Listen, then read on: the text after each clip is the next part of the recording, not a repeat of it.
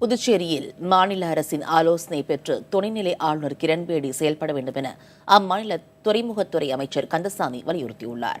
புதுச்சேரி புதிய பேருந்து நிலையம் அருகே சேதமடைந்த ஆட்டுப்பட்டிக்கு பதிலாக நவீன ஆட்டுப்பட்டி அமைக்க கிரண்பேடி அறிவித்திருந்த திட்டம் கைவிடப்படும் எனவும் அமைச்சர் கூறினார். அந்த பகுதியில் அடுக்குமாடி குடியிருப்பு கட்டப்படும் என்றும் புதிய பேருந்து நிலையம் அருகே கட்டப்படுவதாக இருந்த நவீன ஆட்டுப்பட்டி மாற்று இடத்தில் அமைக்கப்படும் என்றும் அமைச்சர் கந்தசாமி தெரிவித்தார். மேற்கு துணைநிலை ஆளுநர் இந்த இடத்தை தேர்வு செய்து கட்டியது சட்டமன்ற உறுப்பினர் வருத்தப்படுகிறார். அதனால தான் நான் எப்போதும் சொல்லுகிறேன், மக்கள் பிரதிநிதி மக்கள் தேர்ந்தெடுக்கின்றவர்கள் ஆலோசனை அமைச்சர்கள் கேட்க வேண்டும், அமைச்சர் ஆலோசனை முதலமைச்சர் கேட்க வேண்டும், முதலமைச்சர் ஆலோசனை மேற்கு துணைநிலை ஆளுநர் கேட்க வேண்டும்.